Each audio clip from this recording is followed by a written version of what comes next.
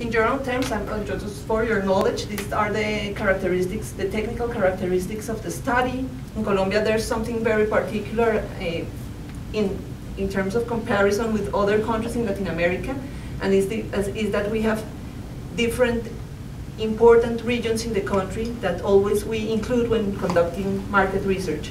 In many countries in Latin America, just going to 1 or 2 cities, you already have a good vision of what the population is. In Colombia, it is very different. We usually go to 4 or 5 cities when you want to understand Colombian consumer. So here we cover the 6 regions that compose our country for really understanding the Colombian consumer. This is the sample we use, and the implications the sample has, what kind of analysis, to what level of the disaggregation we can do analysis in terms of age ranges, in terms of gender, in terms of socioeconomic level, in terms of regions. And these are the kind of partners we have. As I told you, it is useful for any kind of sector because the objective is to understand Colombian consumer as a whole, the consumer as a whole, and not the consumer of a particular category or of a particular brand. So that's in general terms what the study and the structure of the study is. And we just simply wanted to share it with you and being able to use it, or maybe if you want any time to have some questions related to any of the topics that we cover in the study, we could help you sharing with you what we usually ask when we work that topic. That was it.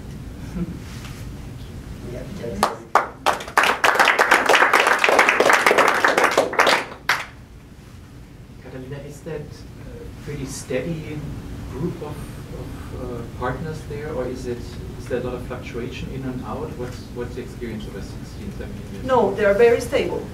Once they begin using the study, they understand the value of having this consumers dictionary there, and they're always asking for more information. And we have clients that have been with us the 7 waves that we have run the study.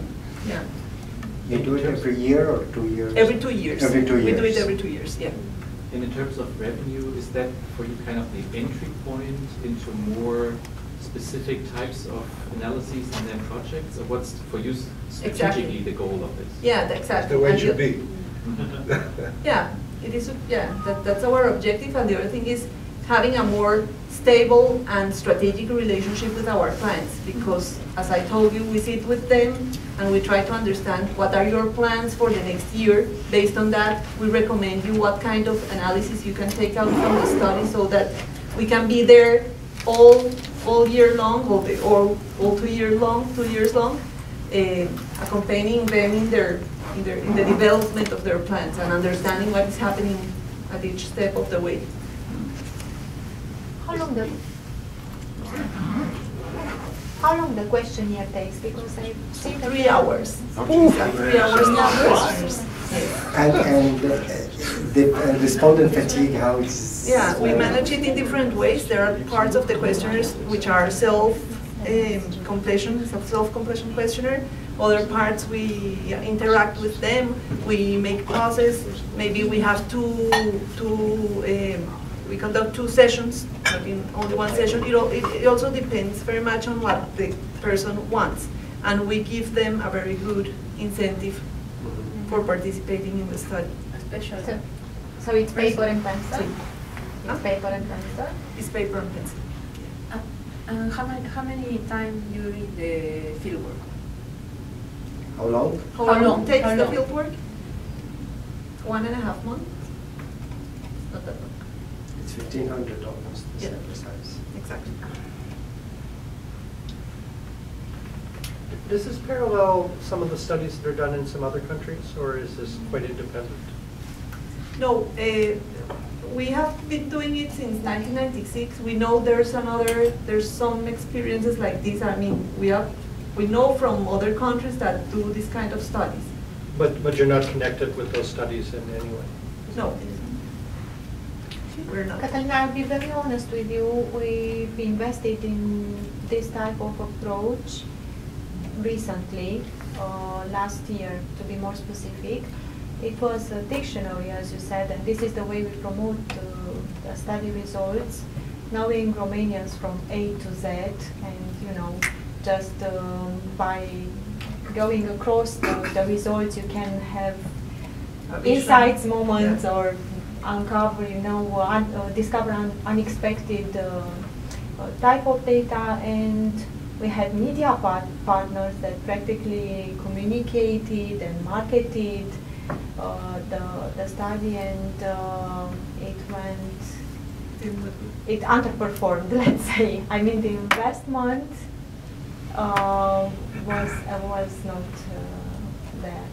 Of course, we already have a base of clients that we know are going to buy the study. Mm-hmm. But at the beginning, what we did was we went to many clients, visit many clients, yeah, we pushed resell it one-to-one as well. I mean, besides the media coverage, and it was a little buzz around it. I mean, it was enough. That moment, we pushed it in one-to-one meetings as well. Some bought it, of course. I cannot say that we didn't sell at all, but we sold much less than we planned and we expected. Yeah, and that's why practically the next year, when our media partner relaunched the invitation to do it again, we said no. The other thing we do is and you know why? Because we've got the impression that clients practically do not need those types of data, so broad, so general, so, it's like knowing anything and nothing at the end. And I know big that clients, we hoped that we are going to convince them, to spend money and not many money. I mean, the sum was pretty good related to the amount of data that they were getting. Already had the information, or wanted more specific, more in-depth information. But I have found two types of clients. One, the ones who conduct a lot of research and they already have lost the general view. I find a lot of that type of clients who really invest a lot of money in research, and they turn and they say, oh, and I don't know nothing general, that this is useful for me. Or the ones who don't have a big budget, and they think, okay, I'll get a study for a good price, and out of it, I can get 6 studies, because I'm going to make 6 particular analyses with the consulting hours, and it's okay. That's like the two types of clients I've found. And the other thing we do is we make out of the study particular analysis from segments that are of interest for many people, and we sell them to many clients. We conduct syndicated studies based on this study, and we sell them. That's the other use we have of the study. Okay. Any other question?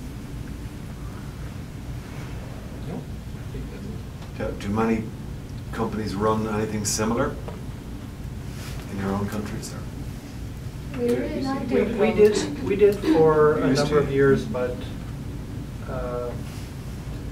really felt the client support was not adequate to deal with the cost. Ours was also an in-home survey. It was about an hour and a half, 2 hours in length. And I would say the internet killed it. People felt they could get enough kind of trend information by just collecting things on the internet. Desk research for free. So we use the same approach, but in custom studies and not sort of the broad survey. But it was very useful when the economics worked.